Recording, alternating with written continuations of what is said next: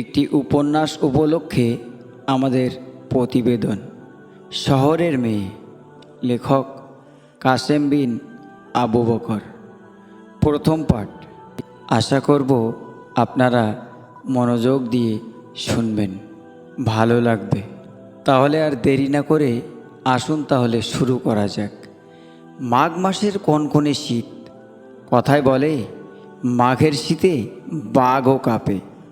এই শীতেও মাসুদ মসজিদ থেকে ফজরের নামাজ পড়ে প্রথমে বাসায় আসে। তারপর ট্র্যাক স্যুট ও জুতো পরে প্রতিদিন হেঁটে শাহজাহানপুর রেলগেট পার হয়ে বিশ্ব রোডে এসে গোপীবাগ পর্যন্ত দৌড়ায়। বেশ কিছুদিন থেকে কামালপুর হাই স্কুল অ্যান্ড কলেজের সামনে দুটো মেয়েকে হাঁটতে দেখেছে। তাদের একজন কালো বোরখা পরা, অন্যজন সালোয়ার কামিজ পরা, আর সরু ওড়না দুই কাঁধের উপর থেকে বুকের উপর পর্যন্ত ঝুলানো। প্রতিদিন অনেক যুবক ছেলেরা কেউ হাঁটে, কেউ দৌড়ায়। সব রকম বয়সের মুসল্লিদেরও অনেকেই হাঁটতে বেরোয়। আজকাল যুবতী ও বয়স্ক মেয়েরাও কেউ বোরখা পরে, কেউ চাদর জড়িয়ে, আবার কেউ ওড়না জড়িয়ে হাঁটতে বেরোন। বেশিরভাগ মেয়েদের স্বামী সঙ্গে থাকে, অনেক তরুণীর দাদি নানিদের সঙ্গে, অথবা 4-5 জন দল বেঁধে হাঁটে। তাদের গায়ে ওড়না বা চাদরের বালাই নেই। মাসুদ তাদের পাশ কেটে দৌড়ায়, কোনো দিকে খেয়াল করে না। ঠিক একই জায়গায় একই সময়ে কয়েকদিন আগে সামনের দিক থেকে ওই মেয়ে দুটোকে ক্রস করতে গিয়ে হঠাৎ তাদের দিকে লক্ষ্য পড়তেই তাড়াতাড়ি দৃষ্টি সরিয়ে নিয়ে দৌড়াতে থাকে। মেয়ে দুটো যে পেছনে ফিরে দেখছে তা জানতে পারেনি। 3-4 দিন পর তাদেরকে ক্রস করার সময় আনমনে তাদের দিকে তাকাতেই সালোয়ার কামিজ পরা মেয়েটির চোখে চোখ পড়ে যেতে মাসুদ দৃষ্টি সরিয়ে নিল। মেয়েটি খিলখিল করে হেসে উঠে সঙ্গের বোরখা পরা মেয়েটিকে কিছু বলল। মাসুদ দৌড়াতে দৌড়াতে তার হাসি শুনতে পেলেও কি বলল সেটা শুনতে পেল না। আজ ভীষণ কুয়াশা পড়েছে। 4-5 হাত দূরে কাউকে চেনা তো দূরের কথা, দেখাই যাচ্ছে না। এই অবস্থায় দৌড়াতে যাবে কি না মাসুদ ট্র্যাক স্যুট পরে চিন্তা করছিল। রুমমেট বন্ধু আশফাক তার সঙ্গে নামাজ পড়তে গিয়েছিল। ফিরে এসে লেপের ভিতরে ঢুকে বলল, আজ আর বাইরে যাস নে মাসুদ, যা কুয়াশা পড়েছে, ঠান্ডা লেগে নিউমোনিয়া হয়ে যাবে। হানিফ একটু ঘুম কাতুরে। সবার শেষে উঠে বাথরুমের কাজ সারতে জামাতের টাইম শেষ, তাই এতক্ষণে বিছানার উপর মশাল্লা বিছিয়ে নামাজ পড়ছিল। মোনাজাত শেষ করে মশাল্লা গুটিয়ে বালিশের তলায় রেখে লেপটা টেনে গায়ে দিতেই বলল, আশফাক ঠিক কথা বলেছে, এত কুয়াশায় যদি দৌড়াতে যাস নির্ঘাত নিউমোনিয়া হবে। আর একজন বন্ধু আছে, বাদশা, নামাজের ধার ধরে না। প্রতিদিন ফজরের আজানের পর মাসুদ যখন সবাইকে নামাজ পড়তে যাওয়ার জন্য ডাকাডাকি করে, তখন তারও ঘুম ভেঙে যায়। একদম বিরক্তি হয়ে সে বলল, দেখ মাসুদ, কারো ঘুম নষ্ট করা উচিত নয়, তোর চিল্লাচিল্লিতে আমার ঘুম নষ্ট হয়। মাসুদ বলল, ঠিক আছে, আমি তাহলে অন্য কোথাও থাকার ব্যবস্থা করি। বাদশা লাফ মেরে উঠে মাসুদের হাত দুটো ধরে বলল, মাফ করে দে দোস্ত, আর বলবো না। মাসুদ বলল, তাহলে চল নামাজ পড়তে যাবি। বাদশা বলল, জামা কাপড় পাক নেই, আজ সব ধুয়ে রাখবো, কাল থেকে পড়ব। মাসুদ বলল, কাল কেন, আজ জোহরের নামাজ থেকে পড়বি। বাদশা বলল, ঠিক আছে তাই পড়ব। ওই কথা বললেও প্রায় 6 মাস হতে চলল বাদশা নামাজ পড়েনি। আজ আশফাক ও হানিফের কথা শেষ হতেই বলল, তোদের নিউমোনিয়া হলেও মাসুদের হবে না।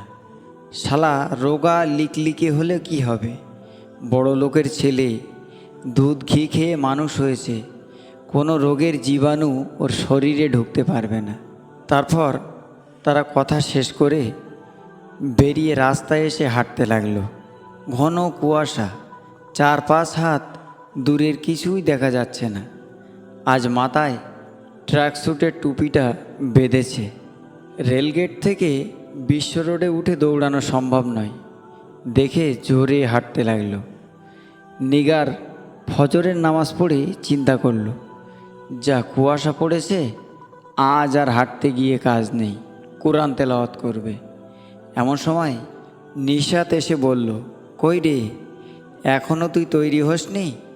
নিগার তার দিকে তাকিয়ে দেখল, সে আজ ট্র্যাকস্যুট পরেছে, মাথায়ও টুপি দিয়েছে।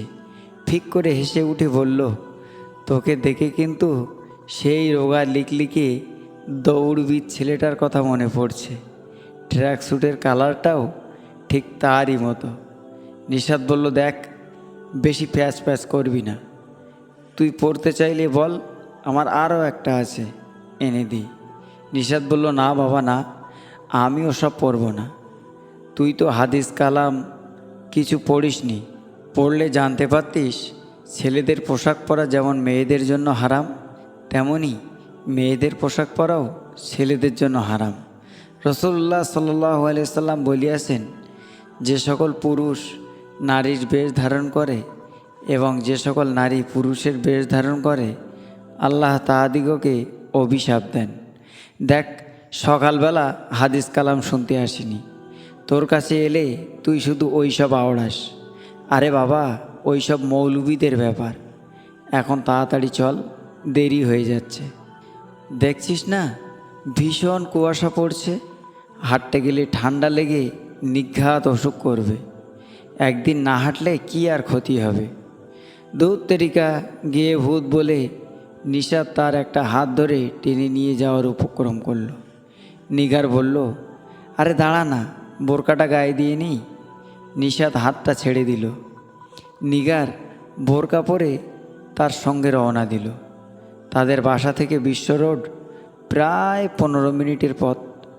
বিশ্ব রোডে উঠে কিছুটা এসেছে, এমন সময় 3টি ছেলে পাশ কাটিয়ে যাচ্ছিল। হঠাৎ তাদের দুজনের সামনে এসে দাঁড়াতেই ওরাও থমকে দাঁড়িয়ে পড়ল।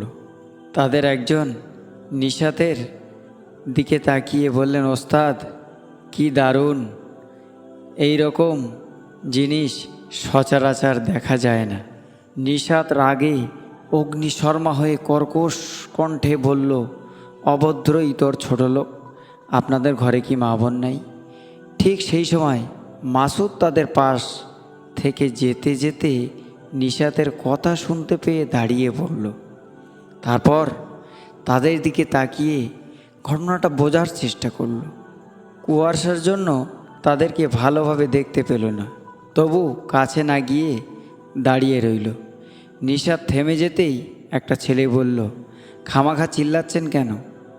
এই যে ড্রেস পরেছেন, আমরা তো মনে করেছিলাম আপনি পুরুষ। মেয়ে হয়ে এত অন্ধকারে বেড়াইতে বার হয়েছেন কেন?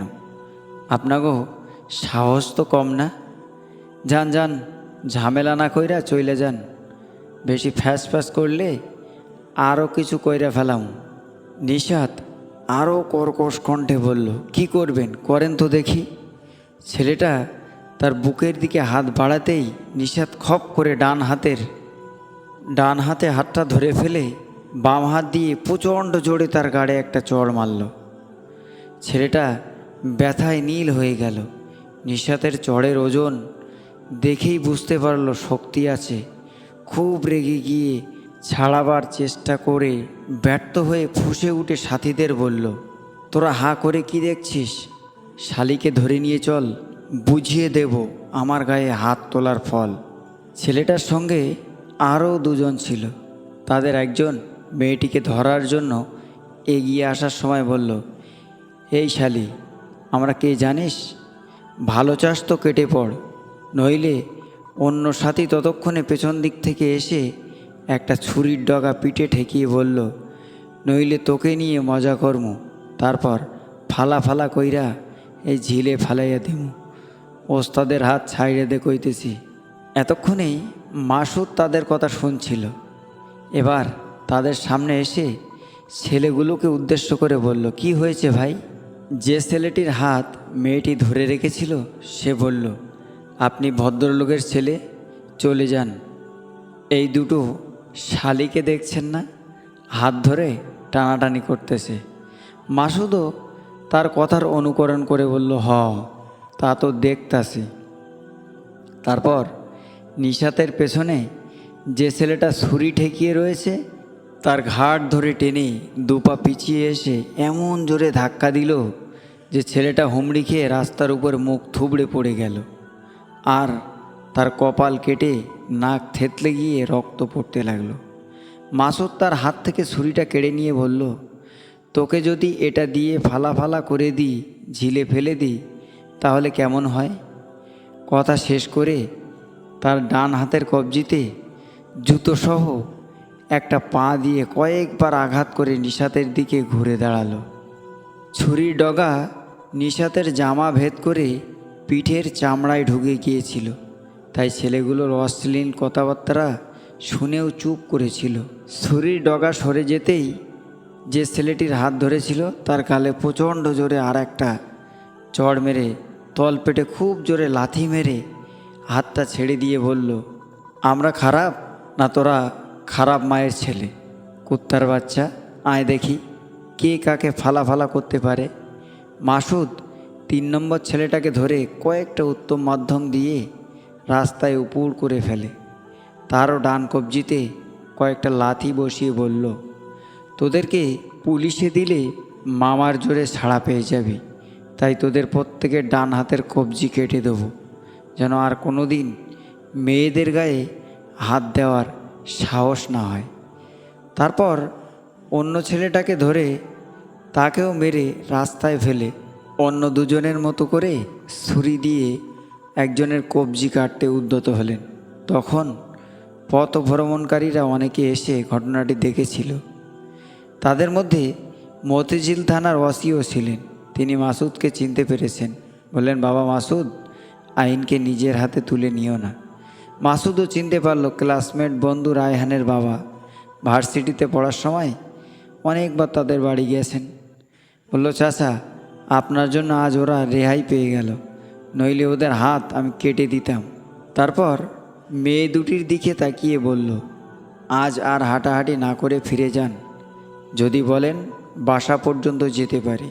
নিশাত এতদিন রোগা লিকলিকে 6 ফুট দীর্ঘ যে ছেলেটাকে নিয়ে নিগারের সঙ্গে হাসাহাসি করত, আজ তার সাহস ও শক্তি দেখে অবাক হলো। বলল, ধন্যবাদ, আপনাকে যেতে হবে না, আমরা যেতে পারবো। ঠিক আছে, তাহলে আসি বলে মাসুদ হাঁটতে শুরু করলো।